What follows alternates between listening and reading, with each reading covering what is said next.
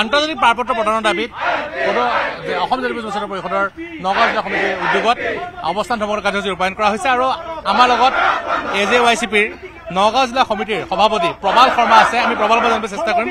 প্ৰবাল, যি ধৰ্মভিত্তিক নাগৰিকত্ব দিয়া বন্ধ কৰা দাবীত আৰু আন্তৰ্জাতিক পাৰপত্ৰ দিয়া দাবীত আপোনালোকে আজি যি কাৰ্যসূচী ৰূপায়ণ কৰিছে, প্ৰথম কথাটোৱে হ'ল যে সমগ্ৰ অসমত আজি অসম জাতীয়তাবাদী যুৱ ছাত্ৰ পৰিষদ কেন্দ্ৰীয় সমিতিৰ নিৰ্দেশ মৰ্মে যি অলপ দিনৰ আগতে অসম চৰকাৰখনে এটা নিৰ্দেশনা জাৰি কৰিছে যে 2014 চনৰ 31 ডিচেম্বৰৰ আগত যিসকল নাগৰিক অসমত প্ৰৱেশ কৰিছিল, যিসকল 6টা বিশেষ সম্প্ৰদায়ৰ মানুহ অসমত প্ৰৱেশ কৰিছিল, তেওঁলোক বিদেশী হিচাপে যি গোচৰ আছে, সেই গোচৰ প্ৰত্যাহাৰৰ দাবীত অসম জাতীয়তাবাদী যুৱ ছাত্ৰ পৰিষদে আজি 3 ঘণ্টীয়া ধৰ্মঘট কাৰ্যসূচী পালন কৰিছে আৰু লগতে যে অসমত আন্তঃৰাজ্যিক পাৰপত্ৰ ব্যৱস্থা দিলে অসমৰ খিলঞ্জীয়া ৰাজ্য সুৰক্ষিত, এই সুৰক্ষাৰ স্বাৰ্থত অসম জাতীয়তাবাদী যুৱ ছাত্ৰ পৰিষদৰ যি দাবী 1978 চনতে জন্মলগ্নৰ দাবী, এই ইনাৰ লাইন পাৰ্মিট প্ৰৱৰ্তনৰ দাবীত আজি 3 ঘণ্টীয়া এই ধৰ্মঘট কাৰ্যসূচী ৰূপায়ণ কৰা হৈছে। হেমন্ত আছে, হেমন্ত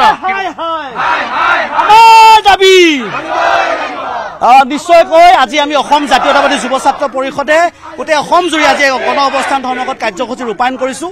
এই কাৰ্যসূচীৰ জৰিয়তে অসমৰ জাতীয়তাবাদী যুৱ ছাত্ৰ পৰিষদে 1978 চনৰ পৰা যিটো দাবী জনাই আহিছোঁ যে অসমীয়া ৰাইজৰ খিলঞ্জীয়া জনগণৰ সুৰক্ষিতৰ স্বাৰ্থত অসমত আন্তঃৰাজ্যিক পাৰপত্ৰ ব্যৱস্থা প্ৰৱৰ্তন কৰিব লাগে।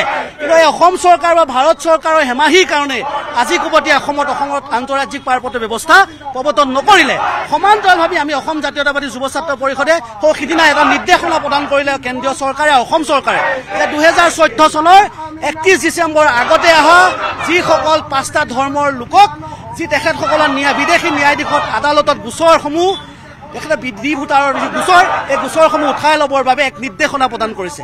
আমি অসম জাতীয়তাবাদী যুৱ ছাত্ৰ পৰিষদে সেই নিৰ্দেশনা বাতিলৰ বাবে আজি এই অৱস্থান ধৰ্মঘট কাৰ্যসূচী ৰূপায়ণ কৰিছোঁ। আমাৰ দাবী সেই যিসকল অসম চুক্তিৰ এটা আকাৰ উকাৰ নকৰাকৈ অসম চুক্তিখন ৰূপায়ণ কৰিম বুলি কৈছিল, সেই অসম চুক্তিতে লিখা আছে যে 1971 চনৰ আগত অহা যিসকল লোক বাহিৰৰ পৰা সেইসকলক ধৰ্মভিত্তিক নহয় সকলোকে নাগৰিকত্ব প্ৰদান কৰা হ'ব। ধৰ্মভিত্তিক অসম জাতীয়তাবাদী যুৱ ছাত্ৰ পৰিষদে কেতিয়াও এই নাগৰিকত্ব প্ৰদান কৰা কাৰ্যক আমি মানি নলওঁ, এইটো স্পষ্ট কথা। ধৰ্মভিত্তিক নহয়, 1971 চনৰ আগত অহা মানুহে নাগৰিকত্ব পাব, তাৰ পিছত অহা কোনো ব্যক্তিক নাগৰিকত্ব প্ৰদান কৰা কাৰ্যৰ পৰা বিৰত থাকিবৰ বাবে অসম চৰকাৰ তথা কেন্দ্ৰীয় চৰকাৰক আমি দাবী জনাইছোঁ। হয়, আজি অসম জাতীয়তাবাদী যুৱ ছাত্ৰ পৰিষদ কেন্দ্ৰীয় সমিতিৰ নিৰ্দেশ মৰ্মে আজি সমগ্ৰ অসম জুৰি আজি 3 ঘণ্টীয়া অৱস্থান ধৰ্মঘট কাৰ্যসূচী ৰূপায়ণ কৰা হৈছে। ইয়াৰ মূলত বিষয় হৈছে 1978 চনৰ 12 মাৰ্চ তাৰিখে জন্মগ্ৰহণ কৰা অসম জাতীয়তাবাদী যুৱ ছাত্ৰ পৰিষদৰ যি মূল দাবী অসমত আন্তঃৰাজ্যিক পাৰপত্ৰ ব্যৱস্থা প্ৰৱৰ্তন কৰা আৰু অতি শেহতীয়াকৈ অসম চৰকাৰৰ মুখ্যমন্ত্ৰীগৰাকীয়ে যি অমুছলমান লোকসকলক ধৰ্মৰ ভিত্তিত যি অসমত নাগৰিকত্ব প্ৰদান কৰাৰ যি ব্যৱস্থা গ্ৰহণ কৰিছে, সেই ব্যৱস্থা আমি প্ৰত্যাহাৰ কৰিবৰ কাৰণে অসম জাতীয়তাবাদী যুৱ ছাত্ৰ পৰিষদে আমি দাবী উত্থাপন কৰিছোঁ।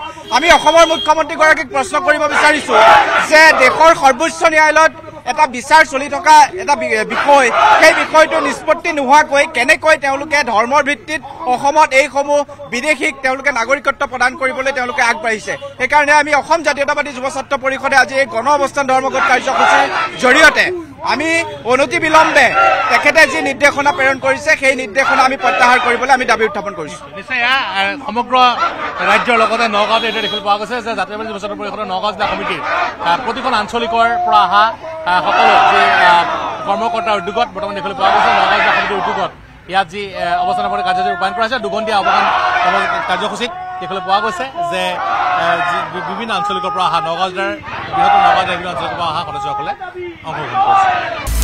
আপুনি বিচৰা বাতৰি পাব কেৱল নিউজ 18 এপত। নিউজ 18 এপ ডাউনলোড কৰিবলৈ স্কেন কৰক এই QR কোড। গুগল প্লে ষ্টৰতো পাব এই নিউজ 18 এপ।